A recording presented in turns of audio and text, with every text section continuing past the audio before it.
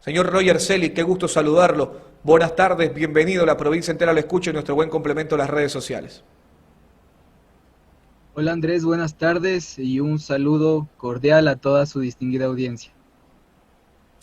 Gracias por estar con nosotros. Nos saltan muchas dudas después de la última asignación de la nueva comisión de fiscalización, el tiempo que les queda para trabajar en conjunto eh, la justicia ecuatoriana, bien podría decirse, para poder realizar correctamente su trabajo y investigar lo que tengan que investigar. Ahora, ¿qué es lo que hoy mayormente nos llama la atención?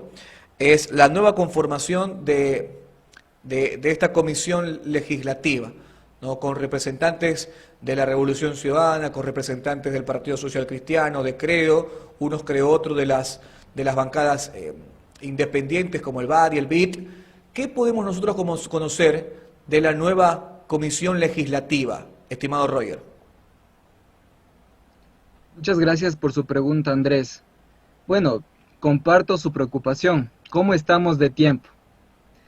Hay algunas solicitudes de juicio político que aún están pendientes. Al momento tenemos que la Asamblea Nacional, desde que empezó el periodo legislativo 2017-2021, ha recibido al menos 26 solicitudes de juicio político, de lo que se conoce, porque esta información no es transparente en su totalidad y el Observatorio Legislativo, bueno, está trabajando para solicitar el acceso a esta información para todos los ciudadanos.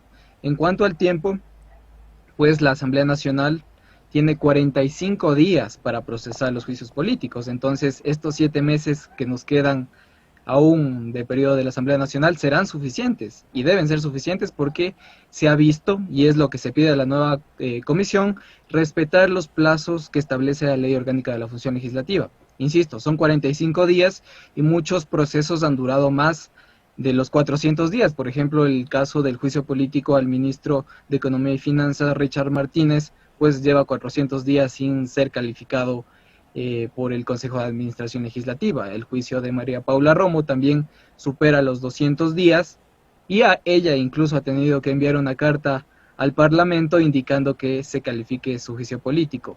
Y para concluir con esta intervención en materia de tiempo, pues todos los juicios serán tramitados desde el estado en que se encontraron en la anterior Comisión de Fiscalización y Control Político, puesto que el artículo número 2 de esta resolución así lo manda. La sustanciación va a ser tal cual estaba y se va a continuar con lo que ya habíamos previsto. Tal vez usted pueda coincidir conmigo en este análisis, pero levanta ciertas suspicacias que faltando tan poquito tiempo para que se termine este régimen, se cambie una comisión que es fundamental para hacer valer supuestos actos de corrupción o que se pueda llegar a esclarecer supuestos actos de corrupción. Ahora, por ejemplo, después de últimas declaraciones que se han entregado por parte de Daniel Mendoza, entre otros involucrados en el caso Pernales, a nosotros nos llama la atención precisamente porque se trata de Pernales. Hay personas involucradas o que supuestamente pueden tener actos de corrupción, que son parte de la bancada del BADI, y hoy están dentro de supuestos actos de corrupción, entonces están dentro de la comisión de fiscalización. Y entonces nosotros decimos, ¿cómo puede ser posible que si están dentro de esa comisión de fiscalización, cómo ellos mismos se van a fiscalizar? Hay que separar estas preguntas que son sumamente válidas para la ciudadanía. La Comisión de Fiscalización, a nuestro criterio, se reconformó, se reestructuró por al menos 3 causas. La primera de ellas es la gestión de la Comisión de Fiscalización, puesto que recordemos que en esta comisión al menos 5 de los 26 juicios o solicitudes de juicios políticos fueron archivados y 2 no fueron resueltos. Entonces, un primer argumento cuantitativo y objetivo ya denota una necesidad de reestructuración de esta comisión. Pero más allá de eso, recordemos, y es de conocimiento público, que la Asamblea Nacional no goza, sino que sufre de un 2% de credibilidad en la palabra de los legisladores y un 3% de aprobación en la institución como tal. Hecho histórico que no se ha registrado e incluso desde el retorno de la democracia. Y un tercer argumento que sostienen varios legisladores e incluso varios juristas es que la Comisión de Fiscalización debía ser reestructurada, puesto que al menos 3 de 13 legisladores que tenía esta comisión estaban o están involucrados en casos de corrupción. Y como todo el mundo conoce, el caso de Daniel Mendoza, por ejemplo, el caso del ex legislador Eliseo Asuero, y el caso de la asambleísta Karina Arteaga, que recientemente se levantó la inmunidad del asambleísta por el propio Pleno de la Asamblea Nacional ante el pedido de un juez nacional. Recordemos que con la asambleísta Karina Arteaga sería la sexta legisladora en perder su investidura. Unos han renunciado, el Pleno ha llegado tarde y otros sí han logrado ser destituidos por estos casos que han sido investigados por la justicia. Entonces, estimado Andrés, son 3 argumentos para la reestructuración de la Comisión de Fiscalización y hay que hacer Es esa decir, lectura podemos porque es enmarcar necesario. entonces que porque no se ha obtenido resultados anteriormente, o no han trascendido en un determinado tiempo, y de 13 quienes conformaban en este caso la comisión, en este caso de fiscalización, hoy nada más tenemos 11, se disminuyó, entonces hay que entregarle la posta a alguien más para que puedan, en este caso, fiscalizar lo más correcto posible en el corto tiempo que queda. No es porque precisamente ahora se vienen muchas más investigaciones y cambiemos la comisión de fiscalización para tomarnos un poco más de tiempo en entender las problemáticas. Ahí hay que entender un punto. En realidad tenemos 3 comisiones de fiscalización, o hemos tenido 3 comisiones de fiscalización. La que se conformó al inicio del periodo legislativo y que vale decir que varios de los legisladores que la conformaron están o estuvieron involucrados en presuntos casos de corrupción también. Por ejemplo, la asambleísta quien presidió en primer momento la comisión, la asambleísta María José Carrión, el asambleísta Hermuy Calle, quien fue destituido incluso por la Contraloría General del Estado y que eso no se ha hecho efectivo, la asambleísta Sofía Espín, que también fue destituida por la Asamblea Nacional, y el asambleísta Daniel Mendoza. Luego pasamos a la segunda comisión de fiscalización. Tenemos al asambleísta Eliseo Asuero, que todo el mundo conoce su caso, al asambleísta Karina Arteaga y al asambleísta Daniel Mendoza. Y ahora, es interesante que la ciudadanía también conozca, uno de los asambleístas que están involucrados o señalados por presuntos casos de corrupción, el asambleísta Franco Romero del BADI, también está integrando esta comisión. Entonces se escuchaba algunas apreciaciones de los asambleístas que promovieron esta reestructuración de que el BADI debía excusarse. Sin embargo, está participando. Ahora bien, estimado Andrés, también es necesario mostrar a la ciudadanía que esta comisión de fiscalización con nuevos nombres responde en su mayoría a la realidad o es una foto de la conformación de las fuerzas al interior de la Asamblea Nacional en cuanto a número de fuerzas, porque tenemos asambleístas de Alianza País, tenemos asambleístas del Partido Social Cristiano, de Creo, de la bancada de Integración Nacional, del BADI. Sin embargo, no tenemos integrantes de los independientes, que ahora son 20, estimado Andrés. Es un número bastante elevado 20. para un parlamento. Así es, estimado Andrés. A ver, porque tenemos del BIN a Jaime Olivo, tenemos del BADI a Franco Romero y también los de RC, ¿no? Hay también 2 de la Revolución También Ciudadana. del bloque correísta, así es, Esteban Melo y Byron Valle. Muy bien, así avanza entonces el detalle. Ahora, este caso de la nueva comisión de fiscalización empezó a generar, y hay que decirlo, mucha opinión pública desde que el CAL logró calificar el juicio político de la señora María Paula Romo, que la ciudadanía tiene que entender que no se trata por situaciones de ahora, sino de lo que pasó en octubre del año pasado. Entonces, llamó mucho la atención que incluso ella misma en su cuenta Twitter dijo que si querían que la investigara, que no había ningún problema, pero después se cambia inmediato la comisión de fiscalización y entonces ahí uno se levantan las suspicacias y dicen, bueno, justo cuando van a investigar a la ministra de Gobierno, que hoy ha recibido tantas críticas a nivel nacional, se cambia la comisión de fiscalización y todos entendemos que una vez que se cambie la comisión de fiscalización, eso significa de que los nuevos integrantes deben entrar a un proceso de estudio del caso, que no es complejo y que va a llevar tiempo. Así es, estimado Andrés. Sin embargo, es necesario notar que no solo se va a tramitar el juicio de la señora ministra María Paula Romo, sino que, por ejemplo, hoy hace pocas horas la comisión abocó conocimiento sobre el juicio político impulsado por el asambleísta Henry Kronfle del PSC en contra del presidente actual del Consejo de Participación Ciudadana y Control Social, Sí. Cristian Cruz.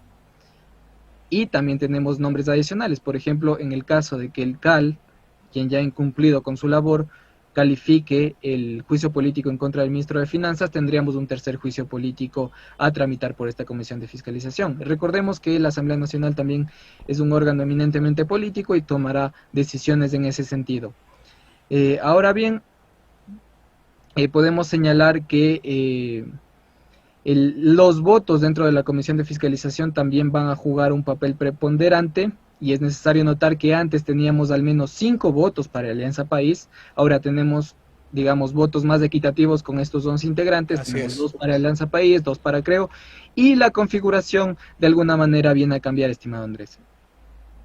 Sí, sí, en ese sentido voy a estar de acuerdo, ¿no? Y hay que entregar el beneficio de la duda justamente en esto, aclarando la situación. Estamos conversando con Roger Celi, coordinador del Observatorio Legislativo, que muy gentilmente hoy nos saluda, y por supuesto vamos a leer a las personas que están pendientes de la programación. Luqui Rivadeneira, saludos, lo mejor, justo y necesario desde casa todavía. Alessandro Andrade, saludos, licenciado, gracias por estar pendiente de la programación. Juan Manuel Zamora Torres, como siempre, poniendo ojos y oídos al excelente programa Justo y Necesario, donde nos enteramos de la realidad de las noticias. Felicitaciones a la excelencia del periodismo, el señor Andrés Martínez. Gracias, Juan. Honor que me hacen, por supuesto. Muchas gracias por las flores. Señor Mario Villado, señora Seira Cedeño, gracias por estar pendiente de la programación. Fran Rodríguez Andrade, lo dije hace un momento nada más. Vamos a finalizar con esto, estimado Roger.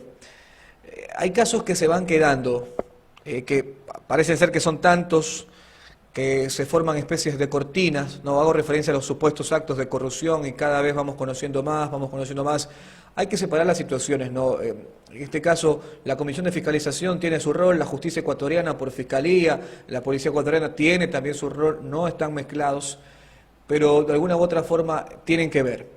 Entonces hay casos que se van quedando y se van quedando detrás. Yo les nombro uno. Los casos estos de carnet de discapacidad dentro de la Asamblea. Uno de los que principalmente estaba involucrado el señor Cristian Cruz, actual presidente del Consejo de Participación Ciudadana y Control Social. ¿Qué conoce usted sobre este tema? Porque el tema de los carnets de discapacidad quedó en el aire y nosotros decimos, no pasó nada, los asambleístas, cualquier cantidad, yo tuve cualquier cantidad de invitados aquí asambleístas, y ellos lo tomaban a son de broma. Yo le decía al final, ¿usted no tiene tal vez por ahí algún carnet de discapacidad? Y ellos me sonreían y me decían, no, Andrés, no tengo carnet de discapacidad. Pero, ¿cómo quedó esta investigación? En el caso de los carnets de discapacidad, hubieron acciones por parte de la Asamblea. Como usted sabe, la Asamblea Nacional tiene que ceñirse a lo que le manda la Constitución y la ley. Por ejemplo, la Comisión de la Salud hizo una investigación. Ahora la Comisión de Fiscalización está tramitando el proceso de juicio político en contra del presidente del Consejo de Participación Ciudadana y Control Social por justamente ese caso del carnet y entre otros que demostrarían falta de probidad en el ejercicio de su cargo. Ahora bien, algo muy importante que debe conocer la ciudadanía y que nos puede costar a todos los ecuatorianos muchísimo dinero. ¿Qué pasa si en el caso del juicio político en contra del señor presidente del Consejo de Participación Ciudadana, en un futuro la Corte Constitucional demanda que la comisión se reestructuró de forma inconstitucional? El Estado tendría que reparar al presidente del Consejo de Participación Ciudadana en Control Social. Él ya ha ingresado una demanda a la Corte Constitucional y también lo ha hecho la Central Unitaria de Trabajadores. Entonces hay que tener mucho cuidado con el nuevo trabajo de la Comisión de Fiscalización. Y usted se refiere a esta tela, a esta cortina de humo que se ha formado, y no solo es de ese caso, estimado Andrés. Lamentablemente, por ejemplo, el caso de un seudónimo, el señor Cristian Cruz, quien fue superintendente de bancos, también la Comisión de Fiscalización dejó sin resolución esta solicitud de juicio político. En el caso de Gustavo Yalc y los 4 vocales del Consejo de la Judicatura también se quedaron sin resolución. El CAL dejó sin resolución al juicio político en contra de Rubén Flores, exministro de Agricultura, y el caso de Richard Martínez que todos conocemos. Entonces, el direccionamiento hacia una fuerza política no debe ser leído de esa forma, sino que debemos entender el panorama completo, sobre todo pensando en que la Asamblea Nacional debe ceñirse a la ley. Lo que pedimos desde la ciudadanía, y permítame expresar un mensaje también en este espacio, Andrés, exigimos que se respete la propia ley de la Asamblea Nacional, la ley orgánica de la función legislativa, que se cumplan los plazos que determina esta ley para tramitar un juicio político y que sea transparente con las decisiones y con las documentaciones que se generan en los trámites de juicio político. El Observatorio Legislativo ha presentado al menos 2 solicitudes de información en esta materia y aún no han sido respondidas. Eso es lo que exigimos desde la sociedad civil, estimado Andrés. Roger Celi, muy interesante, coordinador del Observatorio Legislativo. Ha sido un placer conversar con ustedes. Espero volverlo a tener en una próxima. Encantado. Gracias a todos por escucharnos.